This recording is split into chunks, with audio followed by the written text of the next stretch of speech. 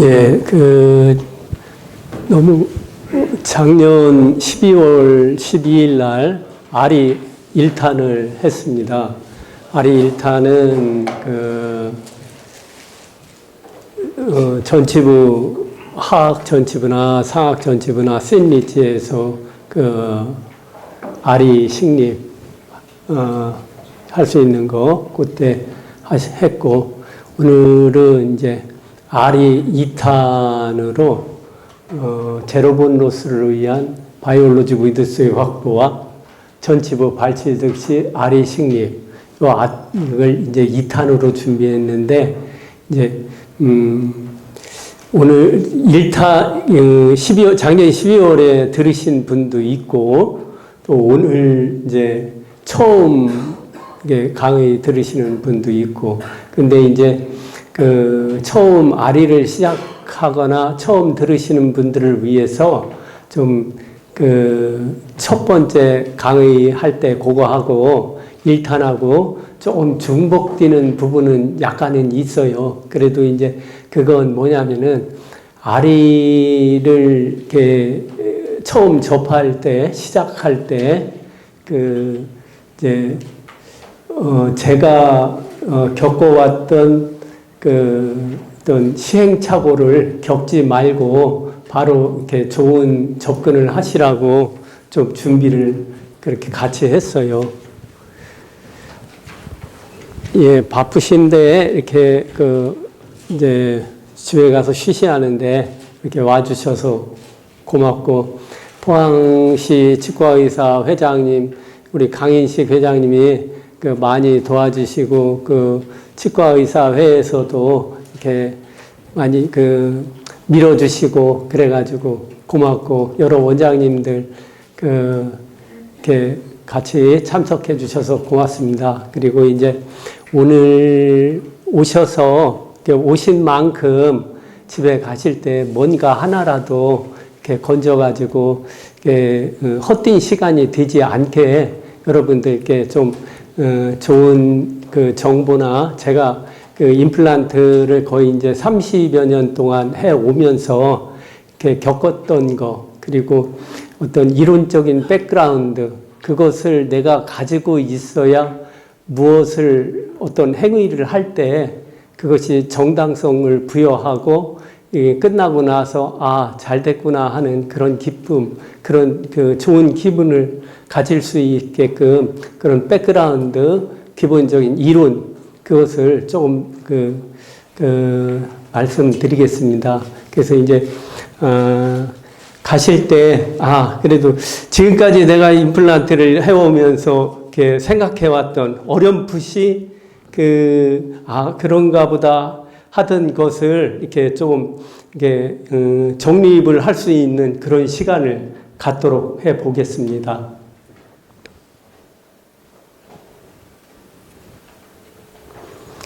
예, 치아가 발궈지기 전에는 이렇게 치아 주변에 치조골과 베이잘본이 잘 있죠. 그리고 오늘 할 것은 발치 즉시 임플란트입니다. 근데 이제 발치 즉시 임플란트 할 때 좋은 소켓이 발치가 될 일은 없죠. 대부분 페리오나 뭐 이런 트라우마나 이런 것에 의해서 치조골이 많이 파손이 된 상태에서 바이옵시를 하고 임플란트를 식립하는데 오늘 그 부분이 되겠습니다. 발치 즉시 임플란트 식립. 그리고 요 뒤에는 이제 지난번에 얘기했던 발치되고 오랜 시간이 지나면서 치조골, 알베올라 리치가 흡수되면서 핀한 리치가 되고 이런 베이잘본에 임플란트 식립하는 그런 것을 했었죠, 지난 시간에.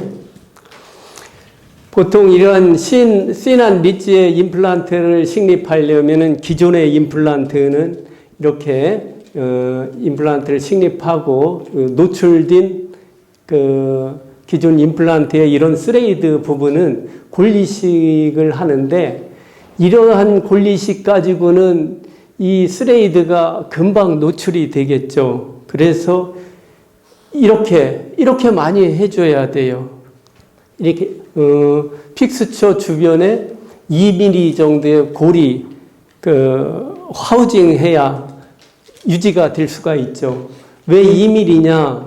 2mm가 돼야 임플란트 주위 골이 흡수가 되지 않는 이유는 2mm 내에 코티칼본과 칸셀루스 본이 있어가지고 블루드 서플라이가 돼서 자생적으로 유지가 될 수 있다는 겁니다. 그런데 그게 안 되면은 본 리접션이 생기는 거죠. 그래서 골이식을 하려면 이 임플란트를 장기적으로 유지하려면 이렇게 2mm 이상 골이식을 해야 하죠. 이렇게 골이식을 하더라도 내치하니까 UV가 스레이드니까 여기가 오세오 인테그레이션이 일어나야죠. 오세오 인테그레이션이 일어나려면은 골의 종류를 자가골이나 동종골을 하고 여기에 차폐막 멤브레인을 하고 또 필요하면은 스크류도 박아가지고 안정화를 시켜야죠. 이렇게 하려면은 많은 공이 들어가야 하고 우리 술자 선생님에 따른 테크닉 센시티브하게 되죠. 많이 어렵죠. 그리고 그러한 시간들이 보철까지 들어가는데 1년이라는 시간이 소요가 되죠.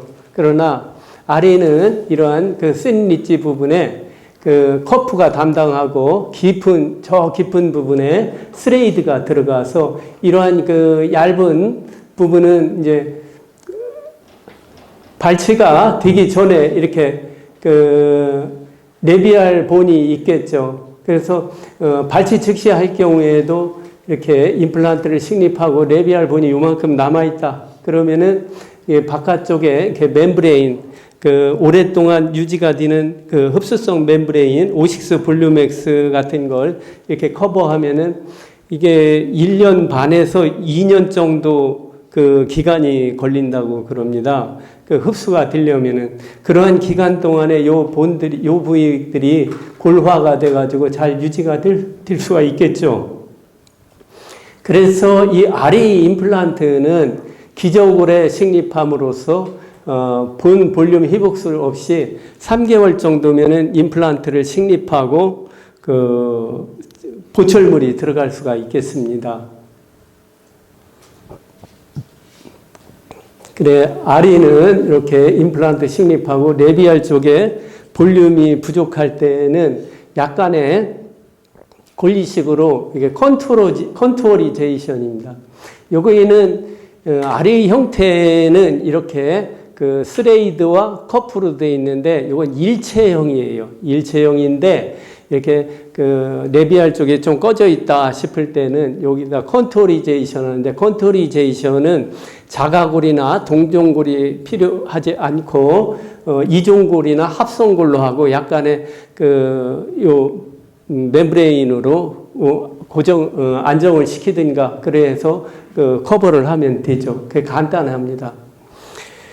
아리는 이제 이런 임플란트도 있어? 아니 이런 임플란트에다 이걸 사람 몸에다 심어가지고 무슨 실험을 하려고 그러나 그런 생각도 할 수도 있어요. 그러나 아리의 어떤 우리 몸의 바이올로지와 아리의 어떤 구조적인 형태 그런 것들을 이해하면은 이것처럼 획기적이고 정말 놀랄만한 임플란트가 지구상에 나와 있다는 게 신기하죠. 아리의 기본 형태는 여러 가지 장점이 있고 이 상부는 익스터널 헥사입니다. 익스터널 헥사인데 기존의 익스터널 헥사는 헥사 부분이 높이가 0.7mm이고 여기가 평행해요. 그런데 아리 엑스코는 요 헥사 부분이 1.65mm 좀 길죠. 그리고 여기 각도가 10mm 이렇게 앵글이 돼 있어가지고 10도 익스터널 코니칼 헥스 적용으로 어버터먼트와 강력한 결합력을 제공합니다. 이걸 제가 이제 작년부터 이렇게 해왔는데 지금까지 이 스크류 루즈닝이 한 번도 없었어요.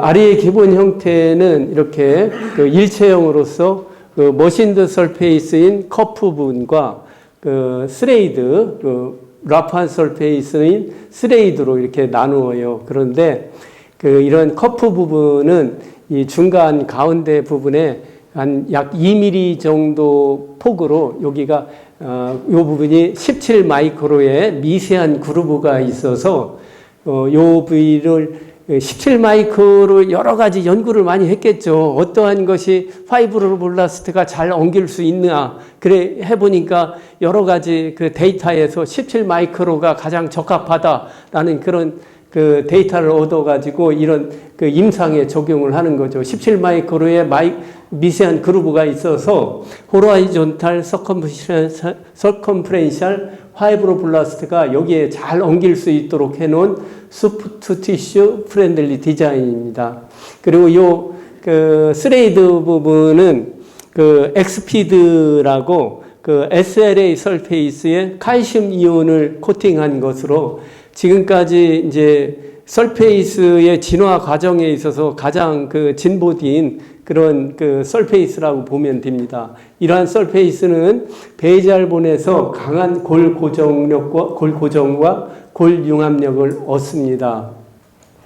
그리고 이 스레이드 부분이 베이잘본 쪽 조직 깊숙이 들어가 있어서 구강세균의 노출이 적습니다. 그렇게 기존의 임플란트인 경우에는 이렇게 구강세균과의 거리가 짧아요. 그에 비해서 아리는 이 매직커프, 이 부분 머신드 설페이스가 아주 거리가 멀어요. 그래서 구강세균과의 거리 차이가 많이 나가지고 매직커프는 구강세균의 노출이 적은 클린 앤드 세이프 존이고 라프한 설페이스를 하방 깊숙이 기저굴에 위치시킴으로써 구강세균에 노출될 가능성을 현저히 낮춰줍니다. 그래서 이런 아리의 그런 설페이스 이 부분에 대해서도 좀 이따가 좀 더 상세하게 말씀드리겠습니다. 아리의 구성을 보면은 스레이드의 직경과 커프 길이, 드릴링 뎁스. 이제 아리를 임상에 하시는 분이 있고 아리를 전혀 이렇게 오늘 그냥 얘기는 들어보고 그러신 분도 있는데 이렇게 구성이 이렇게 여러 스레이드와 커프 길이 막 이렇게 여러 가지 있는데 그런 사실 이렇게 조금 하다 보면은 단순해요. 이 아리는 스레이드와 커프로 되어 있는데 이러한 스레이드 부분이 직경이 3.5mm, 4.0mm, 4.5mm 그래 있고 스레이드 길이는 9mm, 7mm, 6mm 그리고 커프는 이제 본 디펙트나 신리지 길이에 따라서 4, 6, 8, 10 이렇게 있어요. 근데 9mm에서는 10mm가 없어요. 근데 저 같은 경우는 이제 주로 쓰는 게 요 9mm 스레이드 직경 3.5나 4.0에 스레이드 9mm, 커프 6mm 이걸 그냥 기준으로 쓰고 있어요. 보통 하면은 이제 9에 6 그래서 도합 보시면은 이 드릴이 길이가 5, 7, 9, 11, 13, 15 이렇게 좀 길어요. 전치부고 소구치부고 그래가지고 개구가 많이 되니까 접근하는 게 수월하죠. 그런데 제가 주로 쓰는 게 이제 9에 6인데 길이 합하면은 15mm가 되죠. 본의 상황이 발치와나 신 리치나 주로 9에 6을 써요. 그런데 발치와나 신리치 상황이 조금 좋다. 그럴 때는 커프 4mm를 써요.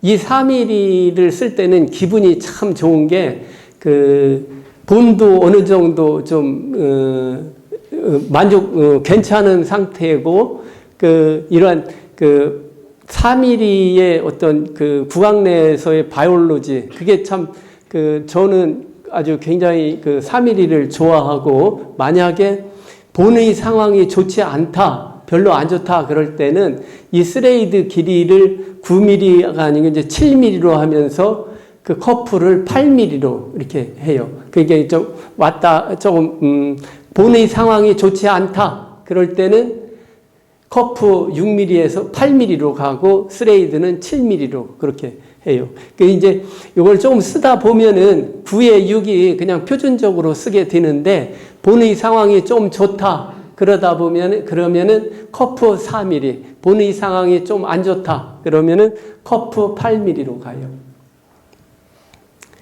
예, 아리는 신 리치의 리치 오그멘테이션 없이도 기저글로부터 강력한 초기 고정력을 얻는다. 예, 이래 보면은 이게 이제 상악골이고, 발치가 되고 나서 리치가 흡수가 되고, 안 좋은, 씬한 리치 부분이죠. 기존의 임플란트를 이렇게 식립하면은, 스레이드가 이렇게 노출되고, 어느 정도 이니셜 스테빌리티는 얻을 수가 있겠죠. 그런데 이것을 성공하기 위해서는 예전에 어떻게, 여기 골을 많이 넣고, 여기에 네오에서 나오는 CTI 멤브레인이나 티타늄 메시르딘 아이젠이나 뭐 이런 걸 해가지고 여기다 광범위하게 그것도 이제 자가골이나 동종골로 해서 오세오인테그레이션이 일어나게끔 진정한 뇌뼈가 되게 만들어져야 하죠. 그러면서 소프티슈도 매니지도 해야 하고 그런 과정이 테크닉 센시티브하고 굉장히 어렵다는 거죠. 그런 걸 거의 1년, 6개월, 막 1년 그렇게 가면서 조마조마하고 그러죠. 그런데 아리는 그럴 필요가 없다는 거예요. 이러한 일체형으로서 기른 것이 베이잘본에 들어가고 이렇게 머신드 설페이스가 이런 씬한 리치 부분에 들어가고 만약에 필요하다면은 이종골이나 합성골로 컨토리제이션 하고 또 소프티슈가 부족하다 싶으면은 오식스 블루맥스라고 멤브레인을 하면은 오식스 블루맥스는 소프티슈 시크닝 한 장에 한 2mm 정도 시크닝을 하고 약간의 외부 쪽으로 리니어한 본 포메이션을 일으킨다고 제조회사에서는 얘기하고 있습니다. 예, 그런 우리가 머신드 설페이스 아리의 커프 부분을 보면서 와 거기가 좀 파켓 탭스로 작용하고 세균이 침입하는 그런 루트가 되지 않을까 그래 생각할 수가 있는데 이런 아리의 매직 커프와 바이콘의 롱 어버트먼트를 보면은 이것은 바이콘입니다. 지금 이게 제가 보니까 한 15년 정도 된 파노라마인데 이것이 바이콘 임플란트를 저 깊숙이 베이잘본에 깊숙이 심고 긴 롱 어버트먼트를 연결을 했어요. 이게 커넥션이죠. 여기도 롱 어버트먼트가 여기도 머신드 설페이스겠죠. 여기에 골화가 일어났다고는 보지 않아요. 그런데 이러한 롱한 어버트먼트와 이런 긴 바이콘 픽스처가 이렇게 커넥션으로 이렇게 15년 이상 이렇게 유지를 하고 있어요. 그에 비해서 아리는 이렇게 베이잘본에 깊숙이 들어가고 이런 매직 커프 이 부분이 일체형이라는 거예요. 이 부분, 깊은 부분에서 커넥션이 아니고 일체형이라는 거예요.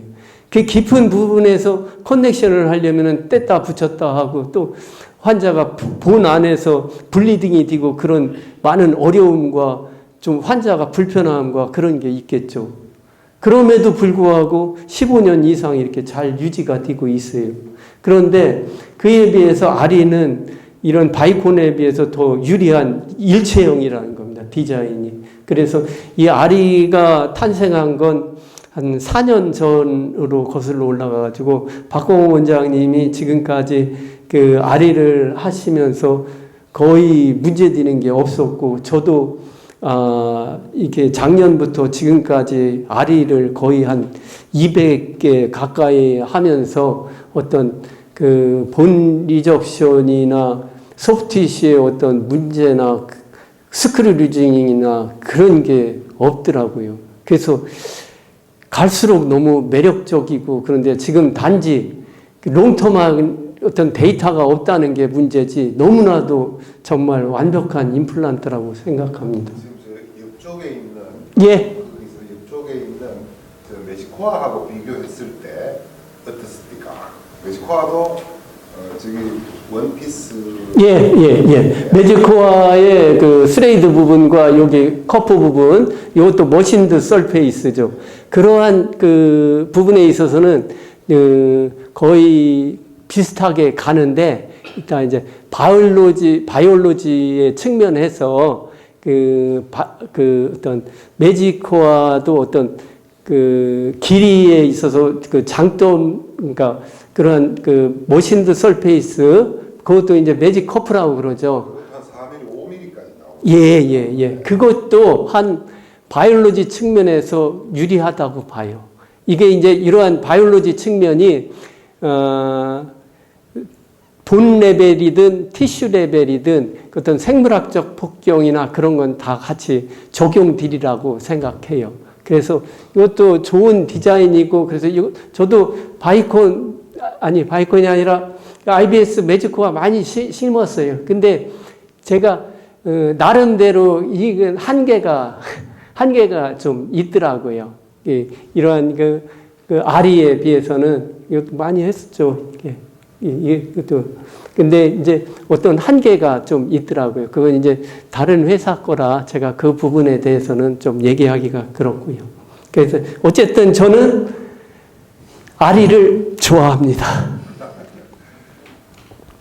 그 환자분, 똑같은 환자, 바이콘과 이런 롱한 어버트먼트, 이게 이제 7년, 9년, 11년, 12년, 이렇게 오는 시간 동안에, 제가 이제 환자분들을 제가 이제 임플란트를 90년도 중반 그때부터 시작을 했는데, 거의 제가 이제 보는 임플란트 환자분은 그냥 최소한 1년에 2번은 콜을 하게끔 해요. 그리고 파노라마는 꼭 1년에 한 번씩 찍고, 그래서 롱텀하게 환자의 임플란트 주변의 고르이 상황을, 변화를 계속 이렇게 추적해 가면서 이렇게 리콜을 하고 그랬죠. 그래야 20년, 30년 쓰는 임플란트를 확인할 수가 있어요. 왜 그러냐면은, 4년, 5년 만에 오면은, 오랄 하이전이 아주 안 좋아져가지고 오시는 분들이 있어요. 그런 분들은 자꾸 잔소리를 하고 막 얘기를 해야 서로 관계가 좋아지죠. 요 환자분도 마찬가지로 바이콘, 롱한 어버트먼트, 여기도 알이 이게 롱한 어버트먼트인데, 여기는 커넥션이고, 여기는 일체형이죠. 이런 보면은, 요런 데도 이게 알이 아주 길쭉길쭉하니 잘 들어가죠. 이런 임플란트가, 30년, 50년 갈 수 있는 임플란트라고 봅니다. 이게 이제 알이 임플란트를 식립하고 주변의 어떤 연조직의 상황이나 그런 부분들이 이제 파켓 뎁스로 작용하지 않을까, 그런 이제 의구심을 갖고, 왜 그러냐면 여기가 머신드 설페이스의 긴 부분이니까 좀 그런 의구심이 생길 수가 있죠. 그런데 제가 해보니까 이제 보철 들어간 상황이에요.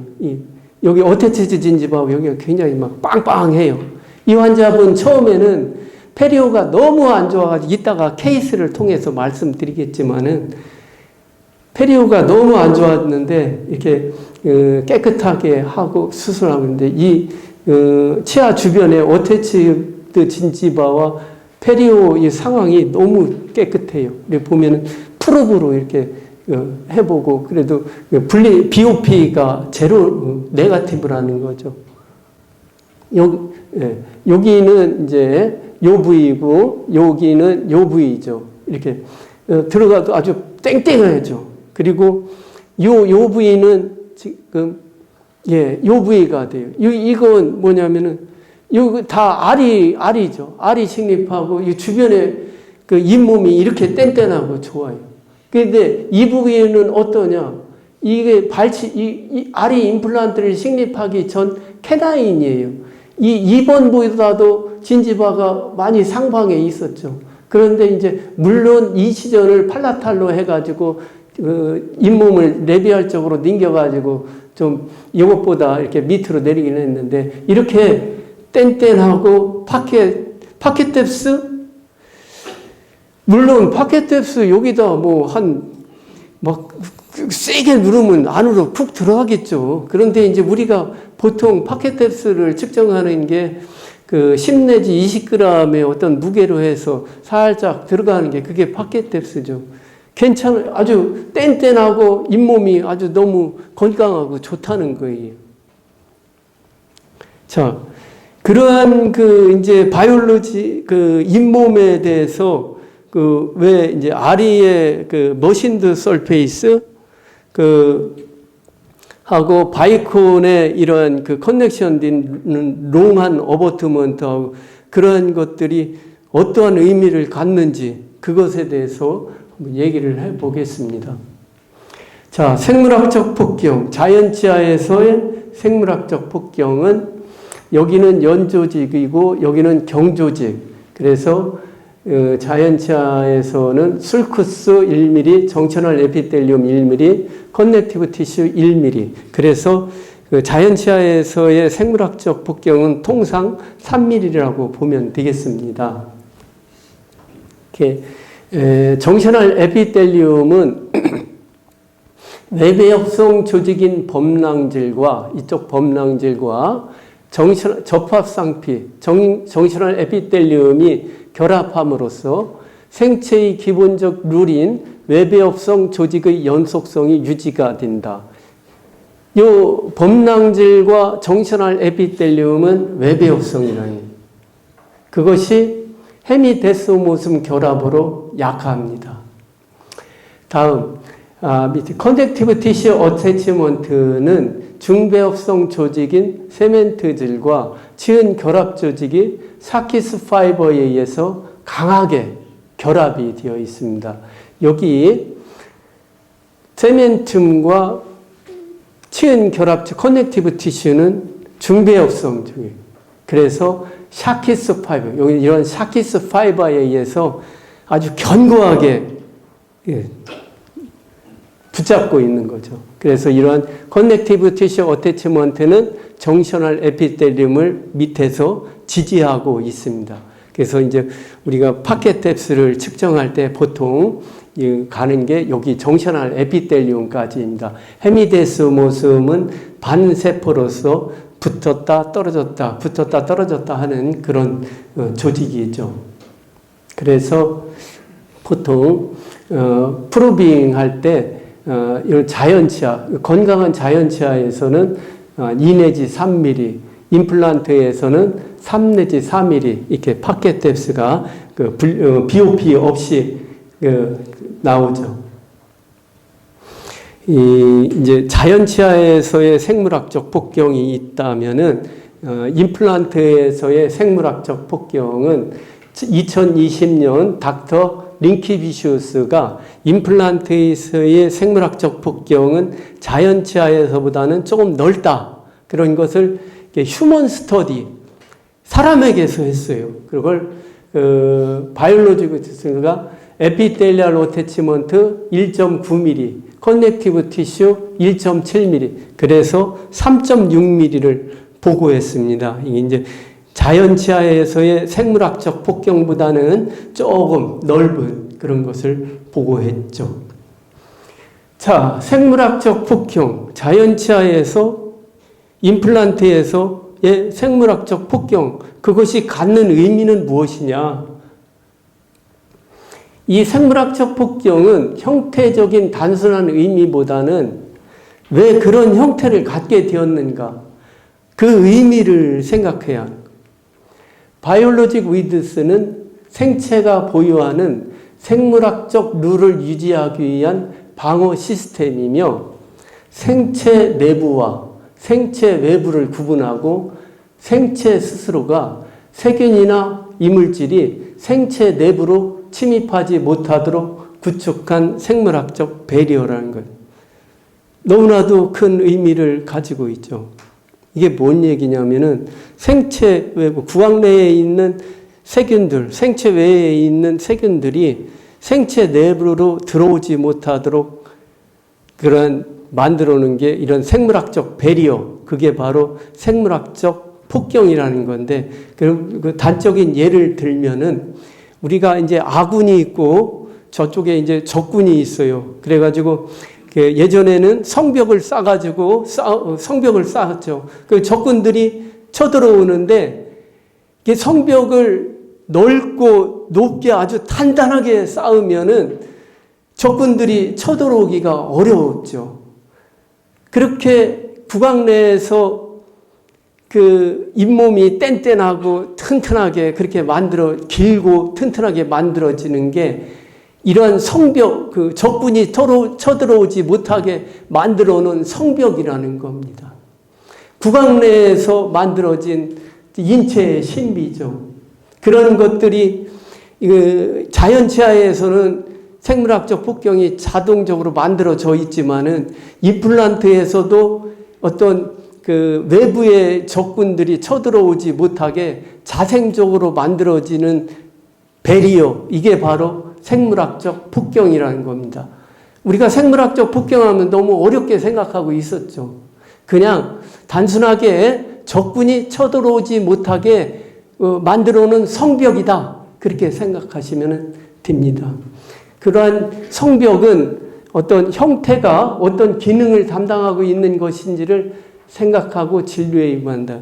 형태가 그런 생물학적 폭경인 그 형태가 기능, 생체 외부에 있는 세균을 생체 내로 들어오지 못하게 만들어 오는 생물학적인 배리어다라는 겁니다.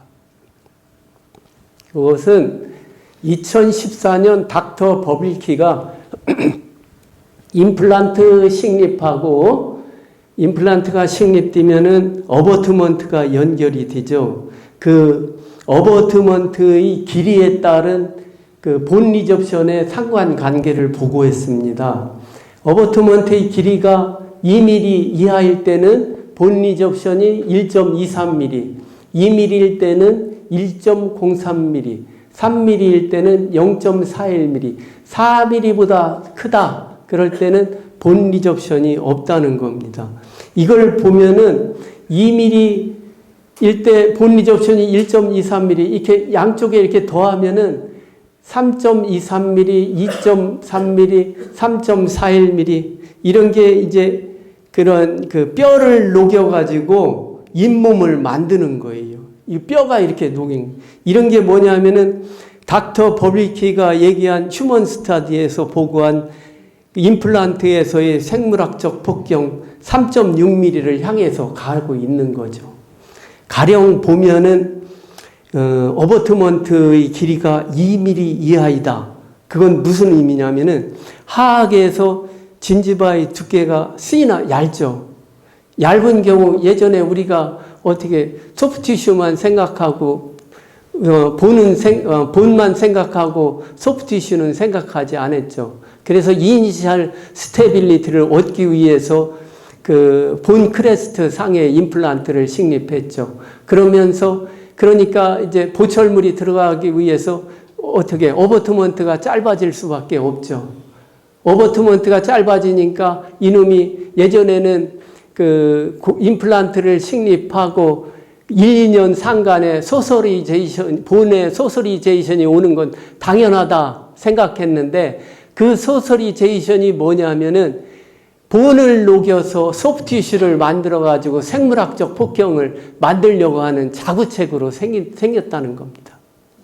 산악에서와 같이 이렇게 소프티슈가 4mm, 3mm 이상인 경우에는 본 크레스트에다 식립을 해도 이러한 본 리접션이 일어나지 않고 기본적으로 생물학적 폭경 3 내지 4mm가 만들어졌기 때문에 골 흡수가 일어나지 않는 거죠. 이런 게 바로 우리 구강 내에서 생긴 만들어지는 임플란트에서의 생물학적 폭경, 우리 인체의 신비로운 일이 여기서 벌어지고 있는 거죠. 상악과 같이 소프티슈가 두껍고 그럴 때는 EQ로 심든가 약간 수프라 크레스탈로 심어도 본리 접천이 일어나지 않는다는 겁니다. 하악과 같은 경우 소프티슈가 얇아가지고 본 크레스트 상에서 스테빌리티를 얻고 하악은 뼈가 단단하고 좋아서 아주 스테빌리티도 좋고 수술하고 나서는 기분이 좋아. 그러나 몇 년 지나고 나면은 몇 년 지나고 나면은 하악보다 오히려 상악의 성공률이 더 높아져요. 본이 소프트한데도 불구하고. 왜냐? 상악에서 소프티슈가 두껍게 자리매김해서 생물학적 폭경을 이미 확보해가지고 본리 접션이 안 일어난다는 거죠. 하악과 같은 경우에서는 그렇게 잇몸이 1, 2mm 이게 밖에 안 되면은 본 크레스트에다가 본 레벨 상에서 이렇게 심었을 경우 1년 상간에 소서리제이션이 일어나서 1 내지 1.2mm 본리 접션이 생기면은 스레이드가 노출이 되죠. 스레이드가 노출이 되면 스레이드 부분에 플라그 아큐뮬레이션이 돼가지고 바이오품이 생겨서 페일링하고 그러죠. 그래서 우리가 하악의 임플란트를 식립할 때 지금까지 그냥 스테빌리티만 생각하고 소프티슈의 두께나 뭐 그런 것은 간과했다는 거예요. 그게 굉장히 중요한 문제. 그래서 이 진지바의 두께가 씬 바이오 타입이다.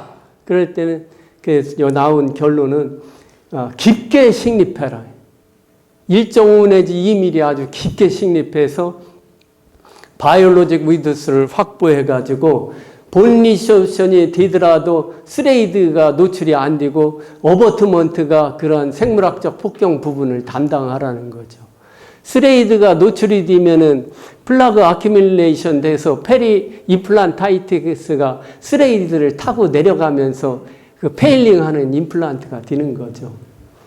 예, 닥터 토마스 링케비스는 연조직의 두께가 2mm 이하인 경우 유의하게 글 흡수량이 많다고 보고했고, 임플란트에서도 생물학적 폭경을 이루기 위해 어느 정도 연조직의 두께가 필요하다고 보고했습니다.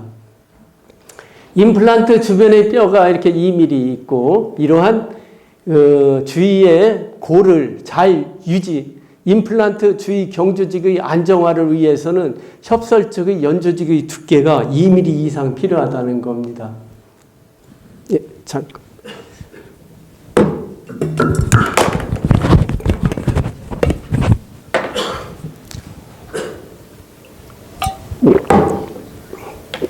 예, 물 드시면서 하십시오.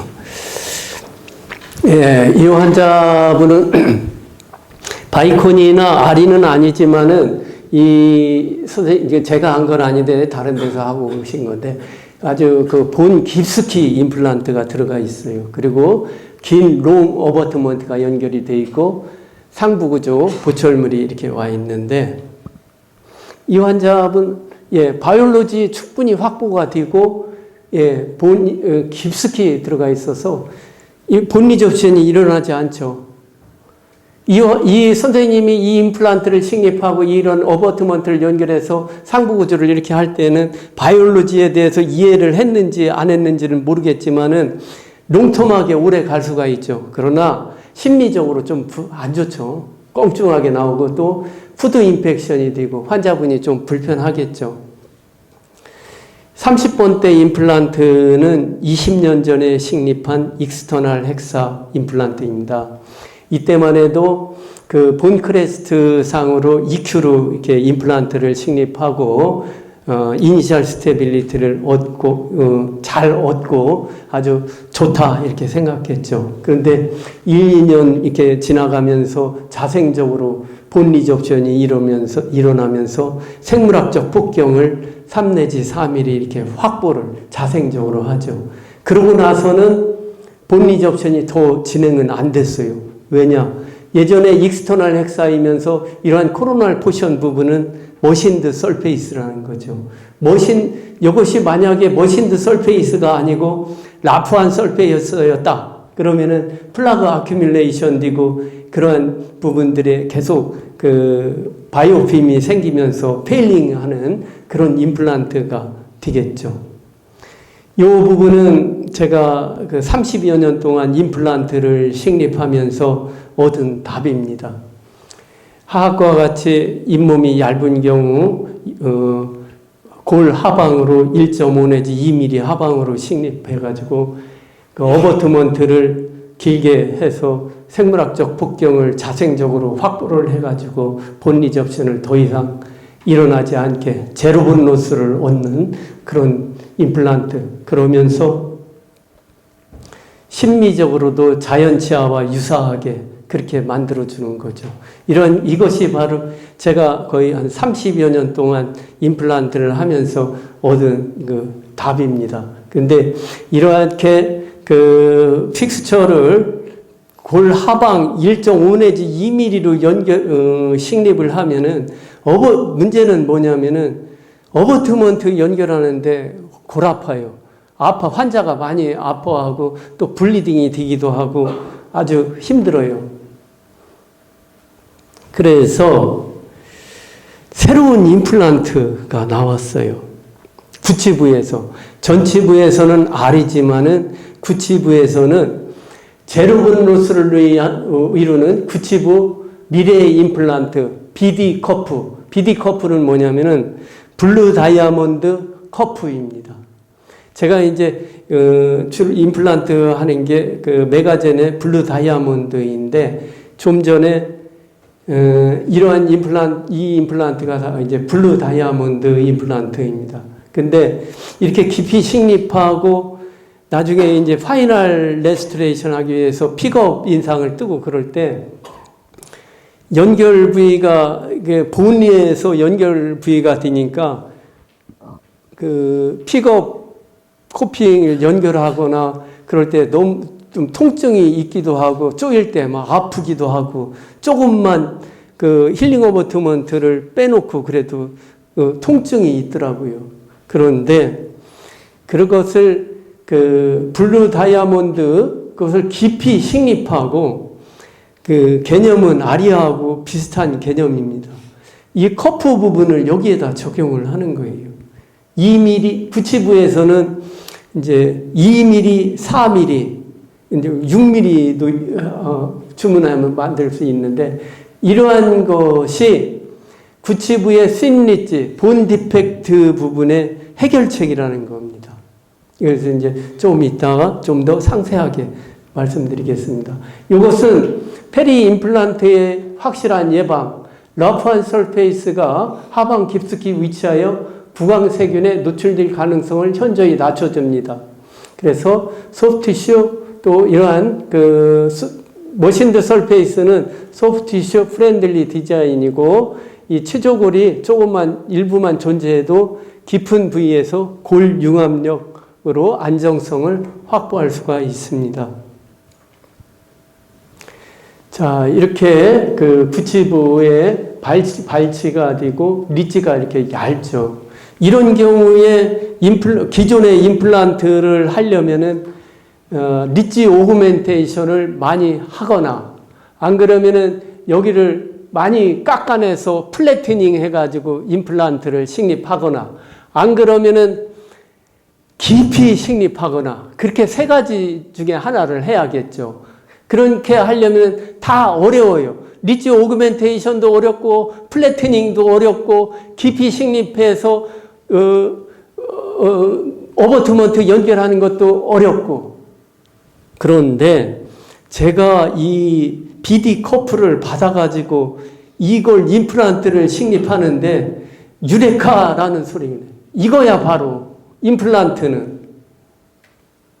예, 요 34세 36번 부위 미싱 여기 섹션 해가지고 그 CT 찍어서 여기 보시면은 요 부위 길이가 2mm, 3mm 밖에 안 됩니다. 여기 임플란트를 식립하려면은 리지 오그멘테이션을 하든가 여기를 많이 깎아가지고 플래트닝 하든가 깊이 식립해야 돼요. 요 리지가 이렇게 얇죠, 여기가. 예, 파노라마 CT 찍어가지고 이렇게 확인하고. 그래서 드릴링을 하게 되면은 링구알 쪽은 그냥 있는데 레비알, 버칼 쪽 이렇게 보면은 사선으로 많이 노출이 돼요. 여기가. 그래서 여기에 쓸 수 있는 임플란트, 뼈 이식도 안 하고 편하게 식립하고 본 리접션도 안 일어나는 임플란트, BD 커프, 이 BD 커프, 요 커프 2mm짜리, 스레이드 직경 4.3, 스레이드 길이 7mm, 커프 2mm.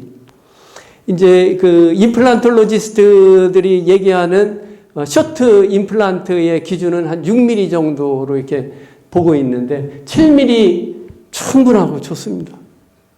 자, BD 커프 임플란트를 식립했어요. 그리고 이 부위 2mm, 1.5 내지 2mm, 여기는 얇은 부위하고 여기 커프 부분이 담당을 하죠. 여기는. 이 부위가 노출입니다. 그래서 그리고 그 스레이드 부분은 저 안에 본 깊숙이 들어가 있죠. 요 부위가 본이 있다고 그래가지고 요 부위가 오세오 인테그레이션이 일어나냐? 오세오 인테그레이션 안 일어납니다. 그 부위는 다 소프티슈의 영역이라고 보면 됩니다. 이렇게. 그래서 수초를 하죠. 이렇게.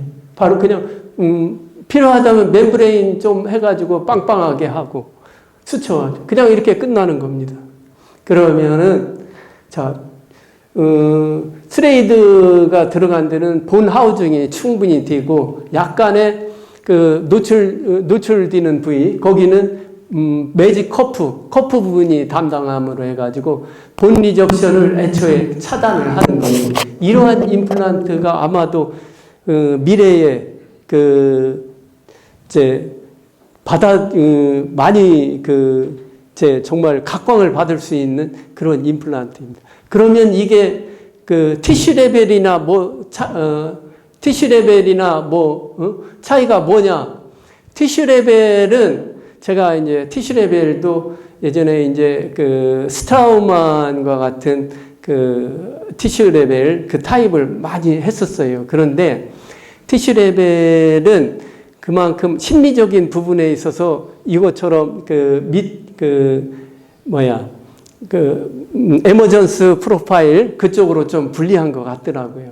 그래서 이것이 앞으로 인상 뜨는 것도 본 상방에서 이렇게 뜨고 이 부위에 픽업 임프레션 코핑 연결을 해도 통증도 없고 아주 잘 되겠죠. 그래서 그러한 제로본 로스 컨셉, 이것은 토마스 리케피시우스가 이 책에 나오는 제로본 로스 컨셉에 대해서 얘기했는데, 소프티슈가 4mm다. 상학이나 이런 하학도 그럴 수도 있죠. 이런 경우에는 크레스탈 임플란트 식립을 크레스탈 포지션으로 식립해도 괜찮다. 그리고 만약에 진지바가 2mm, 4mm보다 얇다. 그럴 때는 서브 크레스탈 깊이 식립해가지고 생물학적 폭경 베리어를 확보해라. 만약에 이게 2mm밖에 안 되는데 깊이 식립하기 싫어. 그렇다면은 소프티슈를 시크닝 시켜야죠. 그러기 위해서는 프리진지바 그라프트나 커넥티브 티슈 그라프트를 해야죠. 이렇게 했을 때 제로본 로스라는 거예요. 본 리접션이 안 일어나는 거예요. 예. 왜 BD 커프가 필요하냐? 본 디펙트 부위의 기존 임플란트 식립은 이렇게 발거가 되고 오래되면은 이 리지 상부가 이렇게 스인하게 되죠. 그래서 임플란트를 이렇게 식립하고 아이젠이나 CTI 멤브레인이나 티타늄 메쉬를 이용해 가지고 골이식을 이렇게 열심히 정성 들여서 하죠. 그래 해도 소프티슈가 2mm밖에 안 된다. 그러면은 자생적으로 생물학적 폭경을 확보하기 위해서 스레이드 부분이 흡수가 돼요. 소설이제이션이 일어나서 이 4mm가 만들어지는 거예요. 이렇게 되면은 이 부위에 플라그 아큐뮬레이션 되면서 스레이드가 노출이 되면은 페리 임플란타이티스가 스레이드를 타고 내려가면서 페일하는 임플란트가 되는 거죠. 그에 비해서 이론적으로 자 BD 커프는 어떠냐? C난 리지 부위에 심어요. 심는 식립을 하는데 스레이드 부분은 본에 완전히 하우징 되게 하고 이런 커프 부분은 디펙트 부분이나 이런 부분으로 채워지는 거죠. 그러고서 수초를 하면은 소프트 티슈가 2mm고 여기가 2mm다. 그러면 4mm.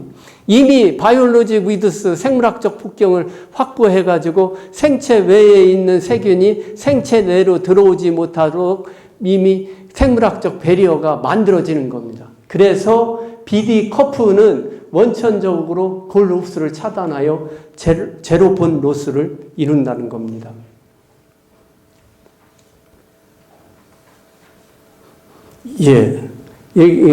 마찬가지로 그 얇은 진지바에서 제로본 로스를 위한 임플란트는 이렇게 BD 커프라는 거죠.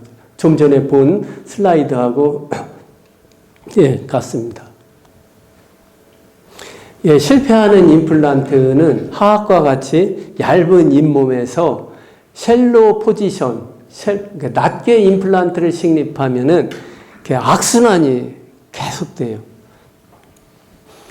어버트먼트 길이가 짧은 쇼트 진지바 칼라가 되고 그렇게 되면은 보철물이 오버 컨투어가 되고 엠브레이셔 부위가 확보가 되지 않으니까 오랄 하이젠에서 되지가 않아요. 그러면은 페일링하는 임플란트가 되고 이렇게 그 플라그 아큐뮬레이션 돼가지고 그 바이오ფილ이 형성돼서 실패하게 되죠.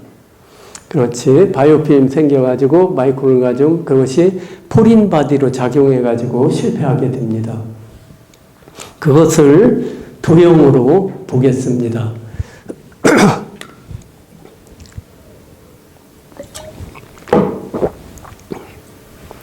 우리가 늘상 접하는 구강 내 환경입니다. 그것을 심기에만 너무 급급해가지고 이니셜 스테빌리티만 얻으려고 본만 생각했지 소프트 티슈에 대해서는 지금까지 별로 생각을 하지 않았다는 겁니다.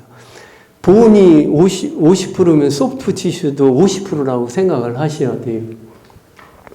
얇은 치은에서 임플란트의 식립 깊이, 얇은 치은에서 깊게 식립했고 쉘로 포지션으로 했을 때 이게 보면은 깊게 식립했을 때는 어버트먼트가 긴 어버트먼트가 되면은 본리적션이 안 일어나죠. 이러면은 이런 긴 어버트먼트가 트랜스뮤코살 컴포넌트, 이것이 생물학적 폭경이라는 거. 바이올로직 위드스, 그것이 어버트먼트에 한정이 되는 거죠. 그런데 쉘로 포지션 임플란트를 하게 되면은 트랜스뮤코살 컴포넌트, 생물학적 폭경 부분이 어버트먼트와 임플란트가 되는 거죠. 그러면서 그렇게 되면은 그 스레이드가 노출이 되죠. 그럼 스레이드가 감염이 되면서 페리 임플란타이트가 이런 스레이드를 타고 내려가면서 페일링하는 임플란트가 되는 거죠. 얇은 치은과 두꺼운 치은에서의 이 식립 깊이, 얇은 치은에서는 깊이 식립해라. 두꺼운 치은에서는 쉘로 플레이스먼트 괜찮다. 왜냐? 얇은 치은에서 깊이 식립하고 어버트먼트가 3 내지 4mm 이렇게 트랜스뮤코살 컴포넌트가 이렇게 이미 생물학적 폭경을 확보한 거죠. 두꺼운 치은에서는 EQ로 식립하든가 약간 수프라로 식립을 해도 이미 소프트 티슈가 두껍기 때문에 어버트먼트가 그걸 생물학적 폭경, 트랜스뮤코살 컴포넌트를 이미 다 확보했기 때문에 생체 외에 있는 세균이 들어가도 충분히 막을 수 있는 생물학적인 배리어, 장벽을 이미 형성했다는 거죠. 그래서 이러한 것이 임플란트의 롱 석세스를 위한 제로분 로스 컨셉이라는 겁니다.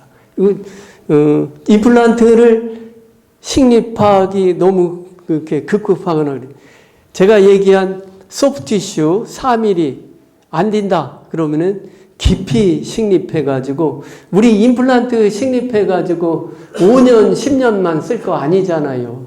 그 환자 평생 사는 동안 20년 30년 어떤 경우에는 30대 40대에게 임플란트를 식립할 때는 내가 치과의사로서 은퇴하거나 죽어도 그 사람은 50년 60년을 더 살기 때문에 그때 김 원장이나 누가 이 임플란트 심었는데 참 50년 동안 이렇게 잘 썼어 하는 그런 소리를 듣고 그런 감사의 그런 의미로 살아야 해요. 5년 10년 쓰게 하는 임플란트 그건 좀 이렇게 문제가 있죠. 장기적으로 저는 그래요. 이런 이제 90년도 중반에 해가지고 벌써 이제 한 30여 년 임플란트 경력이 이렇게 경험이 쌓여 오는데 그때 임플란트를 식립할 때만 해도 10년 쓰면 오래 쓰겠지라고 생각했어요. 그런데 10년이 아니고 지금 40대 중반 같은 비슷한 나이에 그때 식립한 사람이 60대 중반에 왔어요. 그래서 20년 지났어요. 20년 지났는데 본 리접션이 거의 없어요. 그럼 뭐라고 그러냐? 60대 중반, 70대. 그럼 앞으로 내가 20년 더 쓰게 해 드릴 테니까 여기 치과에서 콜할 때 제때 정기검진만 하러 오세요. 그렇게 말씀드려요. 그게 바로 환자와 나의 관계를 더욱더 돈독히 만들어주고 신뢰를 구축하고 동네 주치의, 평생 주치의로서 우리가 보람을 갖고 치과 의사를 하는 길입니다. 이제 그 생물학적 제로분 로스를 위한 생물학적 복종 부분은 이렇게 했고 잠깐 한 5분이나 10분만 쉬었다가 새로 시작하죠. 이제 이미디어트 임플란트 플레이스먼트를 위한 이런 약간의 이론과 임상에 들어가니까요. 잠깐만 쉬죠.